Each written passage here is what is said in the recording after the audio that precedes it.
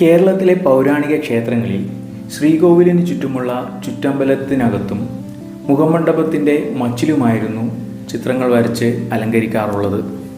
ശ്രീകോവിലിന് പുറത്തുള്ള ചുമരിനെ മുകളിൽ നിന്നും ഭൂതമാല, പക്ഷിമാല, വനമാല, ചിത്രമാല, മൃഗമാല എന്നിങ്ങനെ പ്രധാനമായും 5ആയി വിഭജിച്ചിരിക്കുന്നു.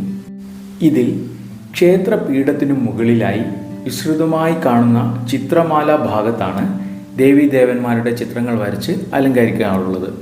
ചിത്രമാലയ്ക്ക് മുകളിലായി വനമാലയും വനമാലയ്ക്ക് മുകളിലായി പക്ഷിമാലയും വരക്കുന്നു. വ്യത്യസ്ത ഭാവങ്ങളിലുള്ള പക്ഷികളെ നിരനിരയായി വരക്കുന്നതിനെയാണ് പക്ഷിമാല എന്ന് വിളിക്കുന്നത്. വളരെ എളുപ്പത്തിൽ വരക്കാൻ സാധിക്കുന്ന ഒരു പക്ഷിമാലയുടെ മാതൃകയാണ് ഇവിടെ വരച്ചു കാട്ടുന്നത്. കേരളത്തിലെ പൗരാണിക ക്ഷേത്രങ്ങളിലെ ചുമർചിത്രങ്ങളിൽ വളരെ വ്യത്യസ്തങ്ങളായ പക്ഷിമാലകൾ നമുക്ക് കാണുവാൻ സാധിക്കും.